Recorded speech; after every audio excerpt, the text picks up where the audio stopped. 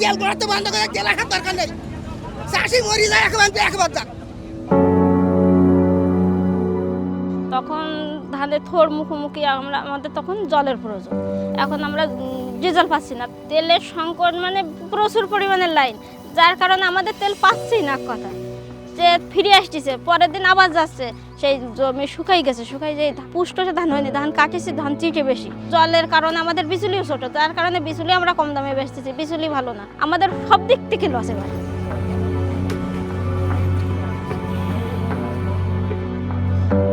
দেখো তেল আমাকে বন্ধ পৌঁছবে না, ওই পরে বলবেন তেল নেই, এই লাইন দিয়ে পরে বলবেন তেল নেই। খুব সকালে আইছি, এসে বসে রয়েছে, তেল দিচ্ছে না। ডায়াবেটিস, প্রেশার, হার্টের সমস্যা, আমার সবসময় হার্টে গাড়ি যাচ্ছে, আমি দাঁড়াতে পারতেছি না। সকাল থেকে 7টা থেকে 10টার মধ্যে 500 টাকা জোনের দাম। সেই জোন আমার খেতে রাখি আমি চলে আসি, এসে দাঁড়িয়ে রয়েছি এত সময় পর্যন্ত। দরকার এখন 10টা তেলের দরকার দিচ্ছে 3টে তেল, নষ্ট হয়ে যাবে ফসল। এই মোটরটা নিয়ে আসলাম ভাড়া করি পানি দেবো বলি, এই আধা ঘন্টা পানি দেওয়া হচ্ছে না, তার আগে আবার কারেন্ট চলে যাচ্ছে, শুকাই যাচ্ছে, আবার পানি দিচ্ছি, মধ্যে পড়ে আমার সেই ভাড়ার টাকাও চলে গেল, আর আমার সে পানি দেওয়াও হলো না। সিদ্ধান্ত করেছি যে আর হয়তো পড়া বন্ধ করে দেবো, চলার পথও নেই আমাদের, এখন হাওতাশ করা ছাড়া আর কিছু করারও নেই।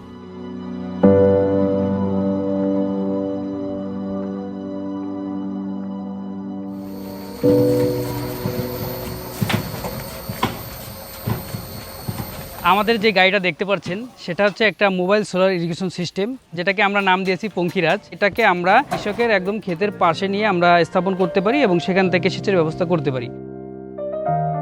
আমাদের পঙ্খিরাজ ঘন্টায় প্রায় 60,000 লিটার পর্যন্ত পানি উত্তোলন করতে পারে এবং যা দিয়ে একজন কৃষক 2 থেকে 2.5 একর জমিতে একদিনে সেচ দিতে পারে। 6 ঘন্টা যদি আমার একটা ডিজেল চলতে ইঞ্জিন চলে 1000 টাকার বেশি কিন্তু খরচ হয় আমার তেল এবং মেশিন ভাড়া বাবদ। সেখানে আমরা মাত্র 100 টাকার বিনিময়ে সেচের ব্যবস্থা করতে পারতেছি মোবাইল সোলার ইরিগেশনের মাধ্যমে।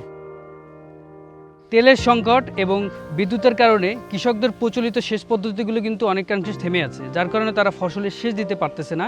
কিন্তু আমাদের এই পঙ্খিরাজ অনবরত কৃষকদের সেবা দিয়ে যাচ্ছে, কারণ এতে তেল বা বিদ্যুৎ কোনো কিছুরই প্রয়োজন হয় না, সম্পূর্ণ সৌরশক্তিতে আমাদের এই পঙ্খিরাজটি চলমান আছে।